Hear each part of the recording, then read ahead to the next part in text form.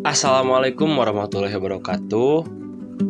Halo, hari ini kita akan belajar tentang puisi lama, yang dimana kita akan membahas tentang syair dan gurindam. Apa sih syair dan gurindam itu? Mari mulai menyimak. Yang pertama ada pengertian syair.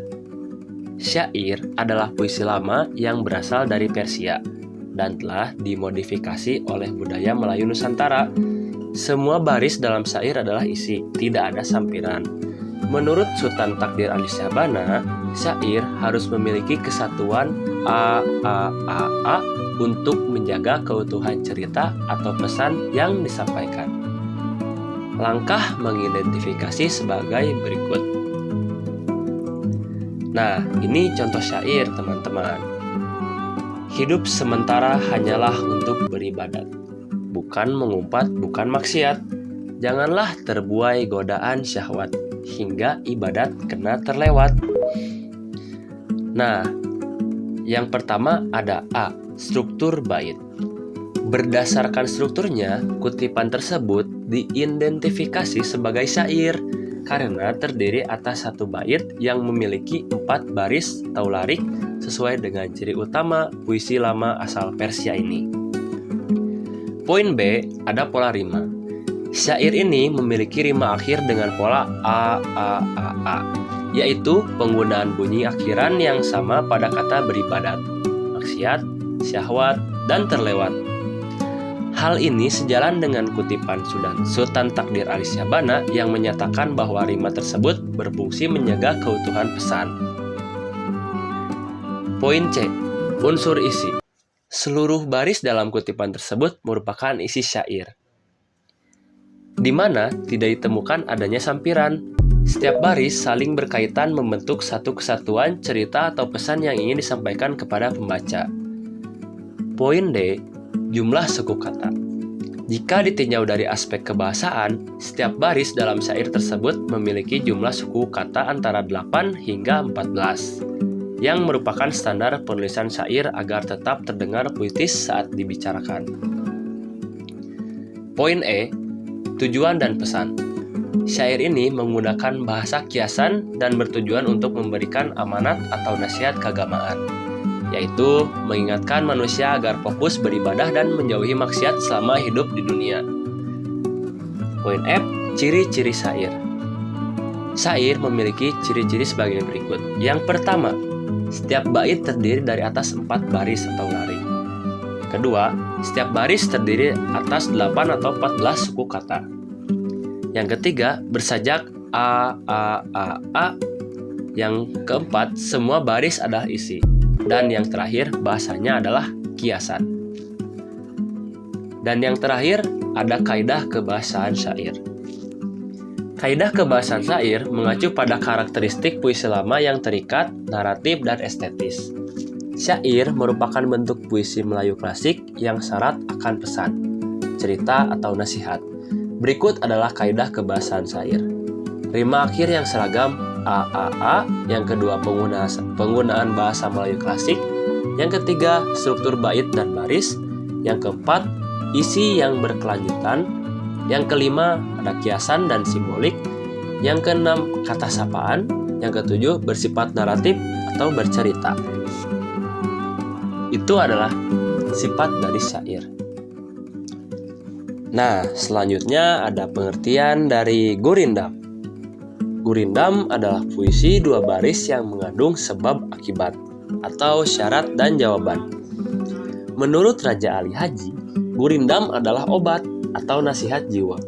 Baris pertama berisi masalah, persoalan, dan baris kedua berisi solusi atau akibat. Nah, ini adalah contoh dari gurindam. Jikalau engkau tidak berilmu, maka hidupmu sesat selalu. Nah, di sini mari kita mengidentifikasi dari gurindam. Yang pertama, poin A, ada struktur bait. Berdasarkan strukturnya, kutipan di atas diidentifikasi sebagai gurindam karena dalam satu baitnya hanya terdiri atas 2 baris kalimat, yang merupakan ciri khas struktur puisi lama ini dibandingkan dengan pantun dan syair. Poin B, ada pola rima. Berdasarkan bunyi akhirannya, gurindam ini memiliki rima akhir yang sama sajak AA, yaitu pada kata berilmu dan selalu. Hal ini menunjukkan kesatuan rima yang utuh dalam satu bait. Poin C, ada hubungan baris atau sebab akibat. Secara isi, kedua baris tersebut menunjukkan sebab dan akibat. Baris pertama, jikalau engkau tidak berilmu, merupakan syarat atau persoalan, sedangkan baris kedua, maka hidupmu sesat selalu, merupakan jawaban atau akibat dari kondisi di baris pertama. Poin D, jumlah suku kata. Ditinjau dari kaidah penulisannya, setiap baris memiliki jumlah suku kata antara 10 hingga 14 yang memenuhi syarat kepadatan kalimat dalam sebuah gurindam. Lanjut, ada poin E, letak maksud dan pesan. Sesuai dengan teorinya, maksud atau isi gurindam ini terletak pada baris kedua. Pesan yang disampaikan berupa nasihat atau filosofi hidup tentang pentingnya menuntut ilmu agar arah hidup manusia tidak tersesat. Selanjutnya, poin F, ciri-ciri gurindam. Gurindam memiliki ciri-ciri sebagai berikut. Yang pertama, terdiri dari 2 baris. Yang kedua, struktur pernyataannya dilanjut dengan konsekuensi atau sebab akibat. Yang ketiga, bunyi akhir kalimat senada. Yang keempat, petuah bijak. Yang kelima, setiap baris dibatasi. Tiap baris terdiri dari 10 hingga 14 suku kata. Yang terakhir, ada kaidah kebahasaan gurindam. Kaidah kebahasaan gurindam memiliki karakteristik yang khas dan terikat oleh aturan tertentu. Gurindam adalah puisi lama yang berasal dari India atau Kridam dan syarat akan nilai moral. Berikut adalah kaidah kebahasaan gurindam. Yang pertama ada struktur kalimat atau sebab akibat. Poin A, baris pertama syarat atau masalah. Poin B, baris kedua merupakan jawaban atau akibat. Selanjutnya ada rima dan sajak. Poin A, sajak AA. Poin B, sajak akhir umumnya berpola sama, sempurna, atau paruh. Yang selanjutnya ada jumlah dan suku kata. Poin A, tiap baris terdiri dari 2 baris kalimat. Poin B, jumlah suku kata biasanya terbatas, sekitar 10 hingga 14 suku kata dalam setiap baris. Selanjutnya ada jenis kata yang digunakan. Poin A, kalimat perintah atau saran. Poin B, kata kiasan atau metafora. Poin C, kalimat yang bersifat hubungan dan syarat. Yang selanjutnya ada karakteristik isi. Yang pertama, ada nasihat atau moral.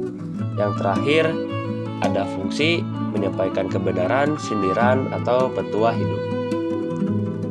Nah, itu saja yang bisa saya sampaikan. Semoga kalian mengerti tentang materi syair dan gurindam. Terima kasih. Wassalamualaikum warahmatullahi wabarakatuh.